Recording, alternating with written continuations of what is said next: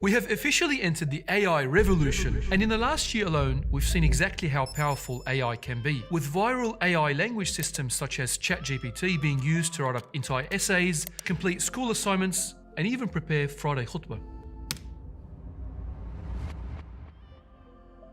Or image generation software that can create realistic images and videos based on prompts from your wildest imagination.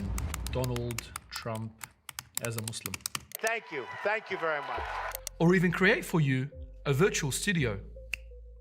And of course, AI voice models that can be trained to replicate famous voices and mimic whatever sound you envision. Kanye West singing Nasheed.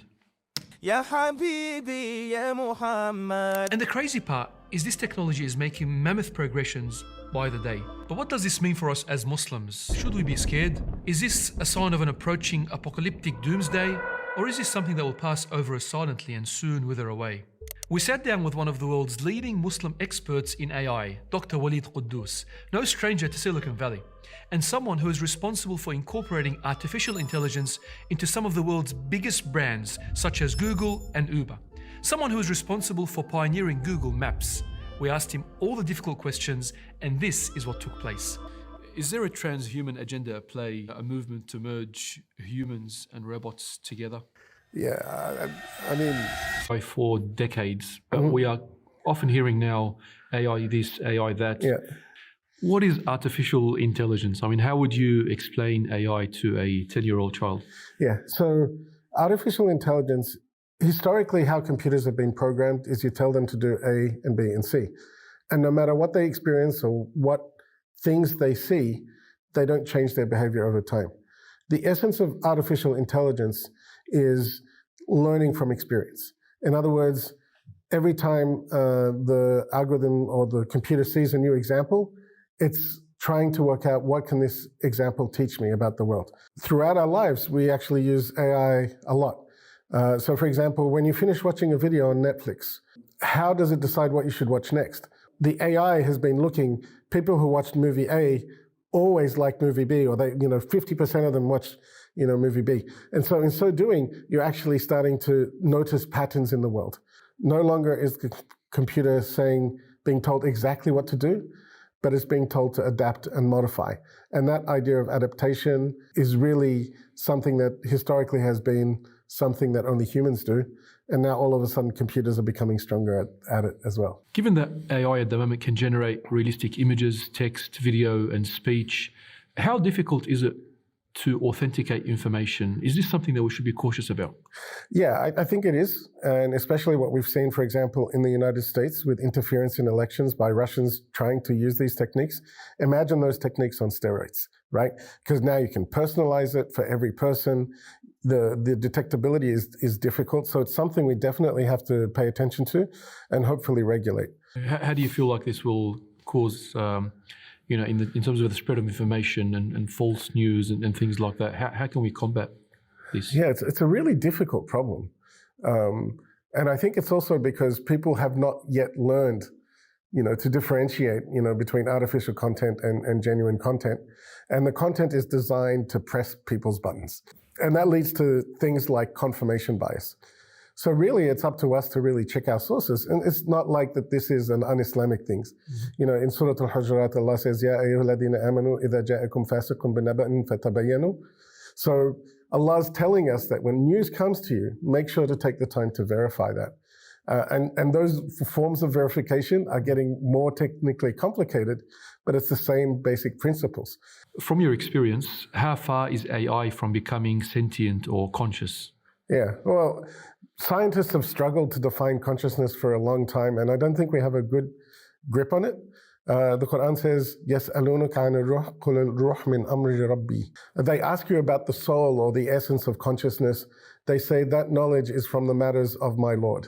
In other words, this type of thing is still not something that people can answer. There's also questions about whether the question is well formed. One of the early computer science pioneers said, asking if machines can think is like asking if submarines can swim. They're just so different that the question doesn't even make sense. Will AI replace our friends? Will people stop finding the need to get married and having human relationships? Unfortunately, I do foresee a change on that front. In particular, marriage rates are plummeting across Western societies. Birth rates are plummeting across Western societies. And the cause of that essentially is the rise of pornography on the internet. Now, imagine that you take that as an example, and this is only one of the social implications, but imagine that, but really amp it up to 11, where you can use AI to craft an identity that is very tailored to your personal preferences and what you find interesting, whether that's through text or voice or images. And you can see that same unfortunate pattern of social damage that happened with pornography, but much amplified. And that's, I think, something that society will have to deal with. I think it's one of the concerns I do have for how AI will adversely affect the community. And unfortunately, we're already starting to see signs of that. Sam Altman, the CEO of OpenAI, who created ChatGPT, has said that the technology may pose a risk of extinction. Yep. As someone who's experienced in AI and as a Muslim, how would you respond to that? It doesn't keep me awake at night, is maybe the best way to put it. If you look at the other causes of extinction, like climate change, and just society kind of falling apart and the family unit kind of being destroyed, which is what we're seeing now, this isn't the thing that gets me, really worried. The technology is still at its infancy, and Sam Altman has his own agenda. So I've been in Silicon Valley for 15 years now. And what you do is when you have a startup, you want to build a moat around it. You want to build barriers to entry to other people entering it. And so what you do is you get the government to do your dirty work for you, introduce regulations that you know how to meet that other people don't know how to meet. And that's just how business is played. So while I respect Sam Altman's technical abilities, it's also very important to understand that he has an agenda here that he is trying to pursue. And that's just what he's going to do as the CEO of OpenAI. What are some potential uses of AI in the Islamic space that can actually contribute positively? Yeah, I think I've seen some very interesting applications. I think one that really demonstrates the possibilities is Tartil, which is a mobile phone app that listens to you read Quran and tells you when you make a mistake. Historically, this has taken you sitting down with someone or finding someone to be your buddy. But this app makes it so much easier. So it's like a general tool that can be used for almost any purposes. The apps that can generate images can generate artistic images that encourage us to kind of really reflect if they're in the right hands with the right prompts. There are so many exciting possibilities here in terms of just every aspect of Islam. So as an expert in AI, do you trust the information that comes out from these bots and programs? No, I don't. I know that may sound counterintuitive to people, but I've spent a lot of time working with these bots firsthand, and I know that they have a problem with what's called hallucination. It's not just that they are ignorant, which means that they don't know, but they hallucinate. They don't know that they don't know. In other words, they can make stuff up, be 100% confident that it's correct, They call that jahl murakkab in Arabic. When you don't know that, you don't know. Yeah. So yes, the big problem with AI is jahl murakkab, right? Yes. Nothing stops it from making up a hadith that doesn't exist, for example. And the current iterations of the technology have a problem called hallucination. They just make things up. So there are certain chatbots that if you ask them right now, do I need to wash my knees as part of wudu? Will tell you, yes, you have to wash your knees as part of wudu. And so sometimes they'll make things up, and especially dangerous is they can be very confident that they're and wrong at the same time. So they won't tell you, I'm not sure.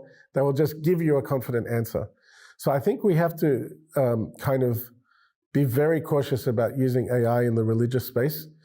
I think there are uses. Imagine, right now searching Quran and Hadith is still very difficult. Because often we look for words, but words don't capture meaning. And one of the great things with these AI systems is that they capture meaning, or what's called semantic information. And that makes things like Hadith search and Quran search potentially much better. And that could also be a very awesome tool for scholars, but scholars have the wisdom to interpret and judge that.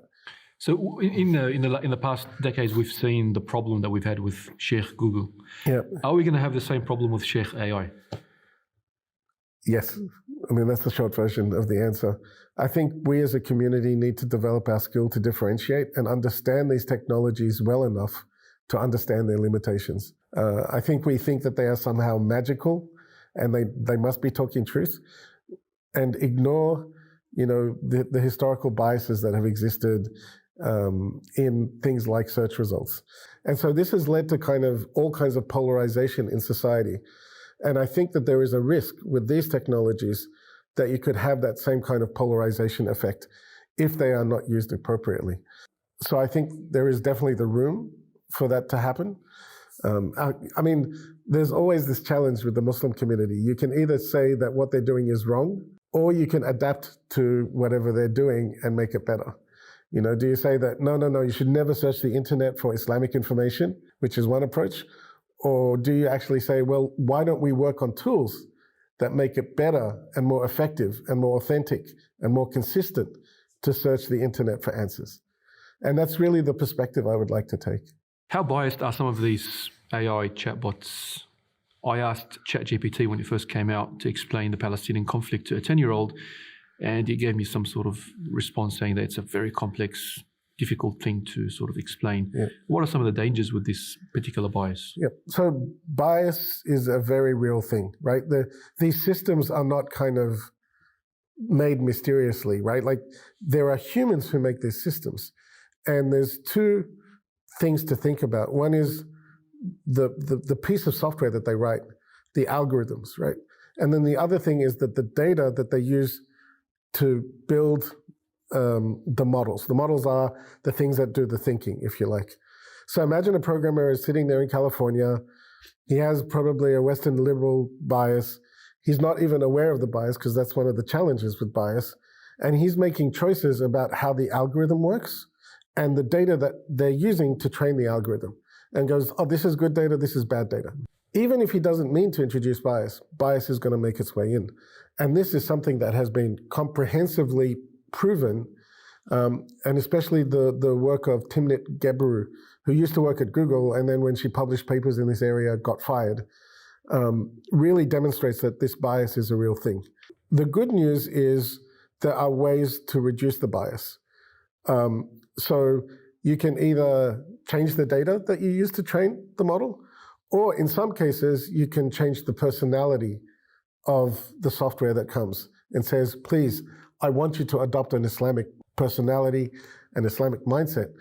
And in my own experiments, that's something that's actually worked surprisingly well.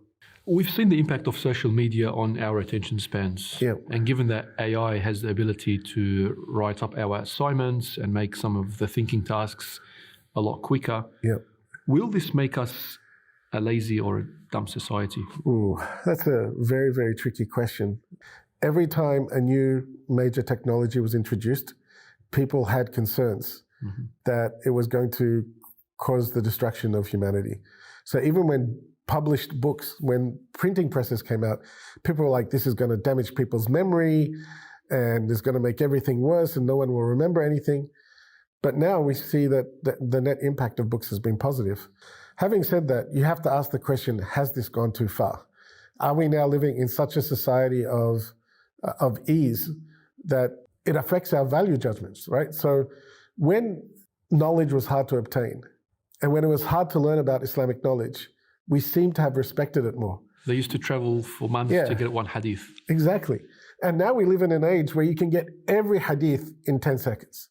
Every hadith ever written, ever documented in 10 seconds. But it hasn't really made us like better Muslims, right? Because there's a difference between knowledge and wisdom. And that's my concern with this technology as well. Sometimes when you make things easier and more accessible, you devalue them in the process. And that's really my fear.